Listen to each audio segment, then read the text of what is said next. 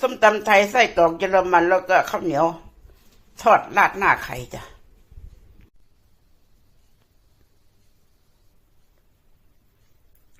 ลาบหรือว่าน้ำตกหมูจ้ะหมู3 ชั้น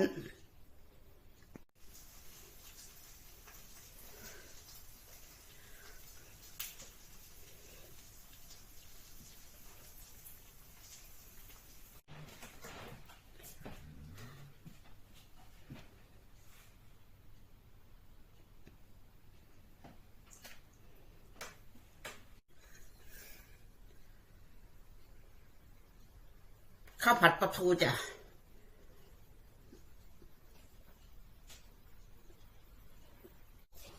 ซุปมันฝรั่งอร่อยที่สุดในโลกจ้ะร้อนๆออกจากเตามันออกจากหม้อเป็นกระเพาะปลาปีกไก่น้ำแดงจ้ะ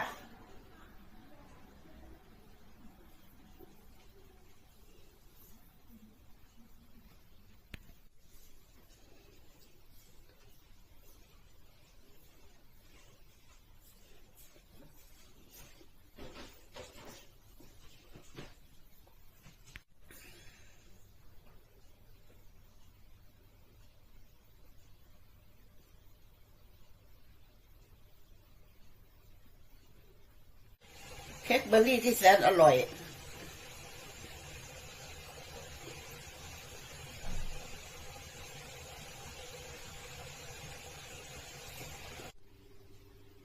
เมนูเห็ดหนังไก่จ้ะเห็ดหนังไก่ผัดหอมหัวใหญ่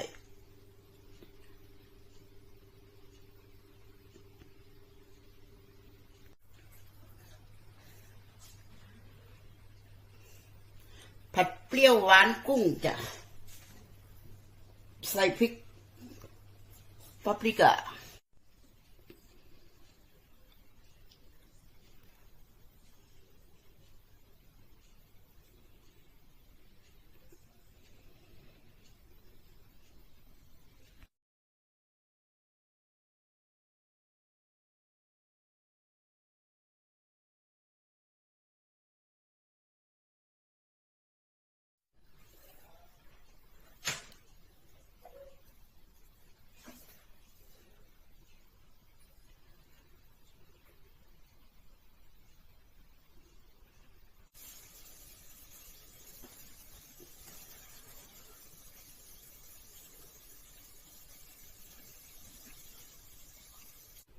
ส้มต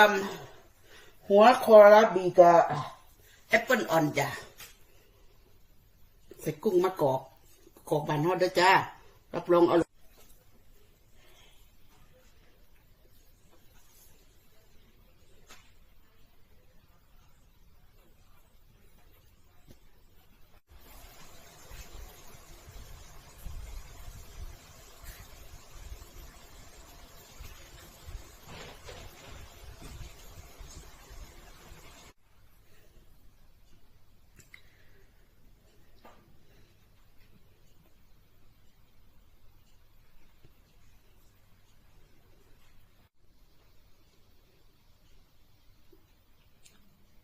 สปาเกตตีคาโบนาร่าของเราจ้ะ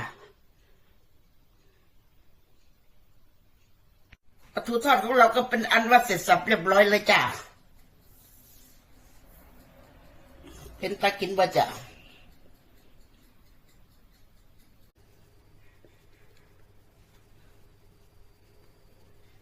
ผัดเผ็ดหน่อไม้ดองจ้ะใส่กระเทียมสด